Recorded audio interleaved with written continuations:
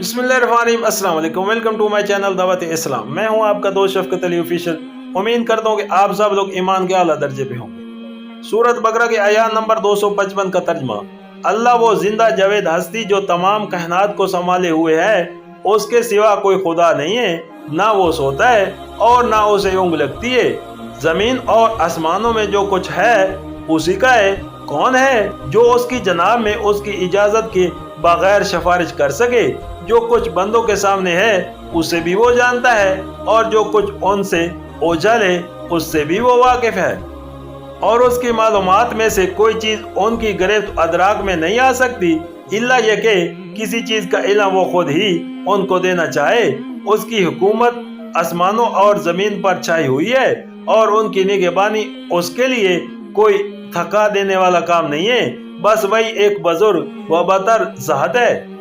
سورت بقرہ حاشیہ نمبر 278۔ یعنی نادان لوگوں نے اپنی جگہ چاہے کتنے ہی خدا اور محبوب بنا رکھے ہوں، مگر اصل واقعہ یہ ہے کہ خدائی پوری کی پوری بلا شراکت غیر فانی ذات کی ہے، جو کسی کی بخشی ہوئی زندگی سے نہیں بلکہ آپ اپنی ہی حیات سے زندہ ہے، اور جس کے بل پوتے ہی کائنات کا یہ سارا نظام قائم ہے۔ اپنی سلطنت میں خدا بندی کا جملہ اختیارات کا مالک وہ خود ہی ہے، دوسرا نہ کوئی اس کی شفاعت میں اس کا شریک ہے، نہ اس کے اختیارات میں اور نہ اس کے حقوق میں۔ لہذا اس کو چھوڑ کر یا اس کے ساتھ شریک ٹھہرا کر زمین یا آسمان میں جہاں بھی کسی اور کو محبوب اللہ بنایا جا رہا ہے، ایک جھوٹ گھڑا جا رہا ہے اور حقیقت کے خلاف جنگ کی جا رہی ہے۔ یہ ان لوگوں کے خیالات کی تردید ہے جو خداوند عالم کی ہستی کو اپنی ناقص ہستیوں پر قیاس کرتے ہیں، اور اس کی طرف وہ کمزوریاں منسوب کرتے ہیں جو انسانوں کے ساتھ مخصوص ہیں۔ مثلا بائبل کا یہ بیان کہ خدا نے 6 دن میں زمین و آسمان کو پیدا کیا اور 7ویں دن آرام کیا، کتاب خروج باب 20 آیات 11۔ سورت بقرہ حاشیہ نمبر 280۔ یعنی وہ زمین و آسمان اور ہر اس چیز کا مالک ہے جو زمین و آسمان میں ہے، اس کی ملکیت میں اور اس کی تدبیر میں اور اس کی بادشاہی حکمرانی میں کسی کا قطعاً کوئی حصہ نہیں ہے۔ اس کے بعد کائنات میں جس دوسری ہستی کا بھی تم تصور کر سکتے ہو، وہ بہرحال اس کائنات کی ایک فرد ہی ہوگی، اور جو اس کائنات کا فرد ہے وہ اللہ کا مملوک اور غلام ہے، نہ کہ اس کا شریک اور ہمسر۔ سورت بقرہ حاشیہ نمبر 281۔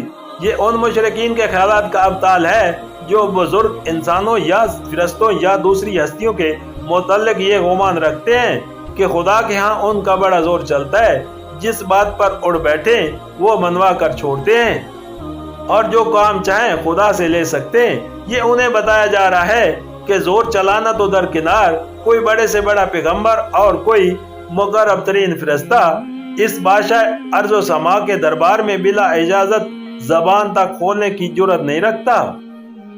سورت بقرہ حاشیہ نمبر 282۔ اس حقیقت کے اظہار سے شرک کی بنیادوں پر ایک اور ضرب لگتی ہے۔ اوپر کے فکروں میں اللہ تعالیٰ کی غیر محدود حکمیت اور اس کے متعلق اختیارات کا تصور پیش کر کے یہ بتایا گیا تھا کہ اس کی حکومت میں نہ تو کوئی بلا استقلال شریک ہے اور نہ کسی کا اس کے ہاں ایسا زور چلتا ہے کہ وہ اپنی سفارشوں سے اس کے فیصلوں پر اثر انداز ہو سکیں۔ اب ایک دوسری حیثیت سے یہ بتایا جا رہا ہے کہ کوئی دوسرا اس کے کام میں دخل دے کیسے سکتا ہے، جبکہ کسی دوسرے کے پاس وہ علم ہی نہیں ہے جس سے وہ نظام کائنات اور اس کی مصالحتوں کو سمجھ سکتا ہو۔ انسان ہو یا جن یا فرشتے یا دوسری مخلوقات، سب کا علم ناقص اور محدود ہے۔ کائنات کی تمام حقیقتوں پر کسی کی نظر بھی محیط نہیں ہے۔ پھر اگر کسی چھوٹے سے چھوٹے جز میں بھی کسی بندے کی آزادانہ مداخلت یا اٹل سفارش چل سکے تو سارا نظام عالم درم برم ہو جائے۔ نظام عالم تو درکنار، بندے تو خود اپنی ذات مسلطوں کو بھی سمجھنے کے اہل نہیں ہیں۔ ان کی مسلطوں کو بھی خداوند عالم ہی پوری طرح جانتا ہے، اور اس کے لیے اس کے سوا کوئی چارہ نہیں کہ اس خدا کی ہدایت و رہنمائی پر اعتماد کریں جو علم کا اصلی سرچشمہ ہے۔ سورت بقرہ حاشیہ نمبر 283۔ اصل میں لفظ کرسی استعمال ہوا ہے جسے بالعلوم حکومت و اقتدار کے لیے استارے کے طور پر بولا جاتا ہے۔ اردو زبان میں بھی اکثر کرسی کا لفظ بول کر حکمانہ اختیارات کا مراد لیتے ہیں۔ سورۃ بقرہ حاشیہ نمبر 284۔ یہ آیات آیت الکرسی کے نام سے مشہور ہے اور اس میں اللہ تعالیٰ کی ایسی مکمل معرفت بخشی گئی ہے جس کی نظیر کہیں نہیں ملتی۔ اسی بنا پر حدیث میں اس کو قرآن کی سب سے افضل آیات قرار دیا گیا ہے۔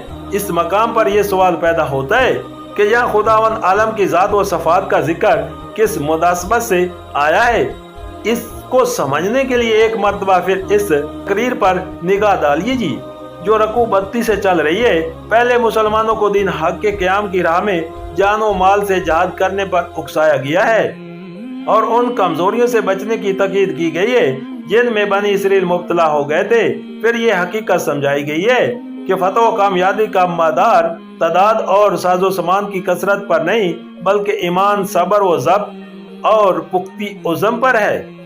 پھر جنگ کے ساتھ اللہ تعالیٰ کی جو حکمت وابستہ ہے اس کی طرف اشارہ کیا گیا ہے، یعنی کہ دنیا کا انتظام برقرار رکھنے کے لیے وہ ہمیشہ انسانوں کے ایک گروہ کو دوسرے گروہ کے ذریعے سے دفع کرتا رہتا ہے، ورنہ اگر ایک ہی گروہ کو غلبہ اقتدار کا دائمی پٹا مل جاتا تو دوسروں کے لیے جینا دشوار ہو جاتا۔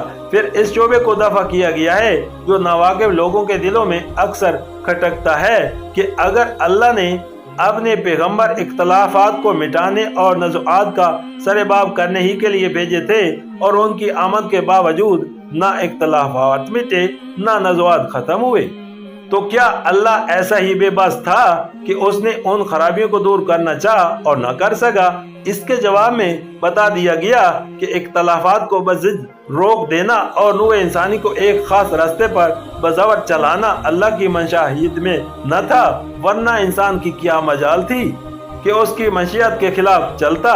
پھر ایک فقرے میں اس اصل مضمون کی طرف اشارہ کر دیا گیا جس سے تقریر کی ابتدا ہوئی تھی۔ اس کے بعد اب یہ ارشاد ہو رہا ہے کہ انسانوں کے عقائد و نظریات اور مسالک و مذہب خواہ کتنے ہی مختلف ہوں، بہرحال حقیقت نفس الامری جس پر زمین و آسمان کا نظام قائم ہے وہ یہ ہے کہ جو اس آیات میں بیان کی گئی ہے، انسانوں کی غلط فہمیوں سے اس حقیقت میں ذرا برابر کوئی فرق نہیں آتا، مگر اللہ کا یہ منشا نہیں ہے کہ اس کے ماننے پر لوگوں کو زبردستی مجبور کیا جائے۔ جو اسے مان لے گا وہ خود ہی فائدے میں رہے گا اور جو اس سے منہ موڑے گا وہ آپ نقصان اٹھائے گا۔